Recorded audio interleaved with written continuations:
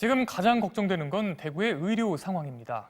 대구에선 지금 1,000명이 넘는 환자가 병상이 없어서 집에서 대기하고 있습니다. 이틀 전엔 자가격리 중에 숨진 환자가 나왔는데 어젠 70대 환자가 검사도 받지 못한 채 보건소와 병원을 전전하다 숨을 거뒀습니다. 이 환자는 신천지 교인이 아니라는 이유로 보건소에서 검사를 받지 못한 것으로 전해졌습니다. 손은민 기자가 취재했습니다. 어제 발생한 16번째 사망자는 71살 여성 A씨. 이틀 전 코로나19 검사를 받은 뒤 집에서 의식을 잃고 어제 새벽 응급실로 옮겨졌지만 숨졌습니다. 확진 결과는 숨진 뒤에야 나왔습니다. A씨와 가족들이 처음 코로나19 감염을 의심한 건 일주일 전. 기침과 근육통으로 이비인후과를 다녀왔지만 차도가 없어 코로나19 검사를 받기로 했습니다. A씨는 지난 25일 보건소를 찾았지만 검사해줄 수 없다는 답만 들었습니다. 폐렴으로 이제 병원에 입원도 한 적이 있었다. 근데 검사를 받고 싶다. 이러니까 안 된대요. 신천지도 아니고 그 해당 상황이 안 되기 때문에 안 된대요. 그래서 이제 자기가 하는 말이 열이 안 나기 때문에 아마 가망성이 없을 거예요 하더라고요. 진통제를 먹어가며 이틀을 더 보내자 열까지 나기 시작했습니다.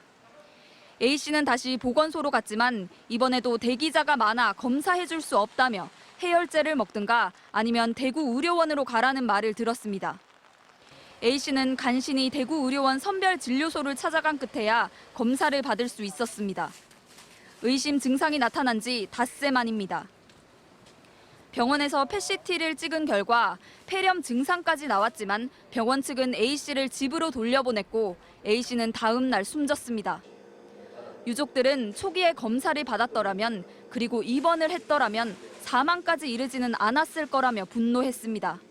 증상이 있으면 진료를 볼 수 있게 해주셔야 되는데 그냥 신천지가 아니라고 못 보게 하니까 이 사람들이 누구랑 접촉했는지도 모르면서 저희 엄마 지금 5일 만인가 4일 만에 돌아가셨어요. 그러면서 신천지 교인이나 중국 방문자부터 검사해주는 건 문제가 아니냐고 지적했습니다.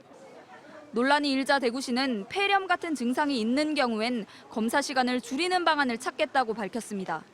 하지만 확진 판정을 받고도 자가 격리 중인 환자가 1,000명이 넘는 상황에서 비슷한 비극이 또 일어나지 말라는 법이 없습니다. 음압병상에 입원시켜서 확진이 될 때까지 저희가 기다려야 되는 그런 과정이 필요합니다. 그런데 아시다시피 지금 대구의 음압병상들은 꽉 차 있는 상황들입니다. 그래서 어제 아내를 떠나보낸 A씨의 남편도 오늘 코로나19 양성 판정을 받았습니다.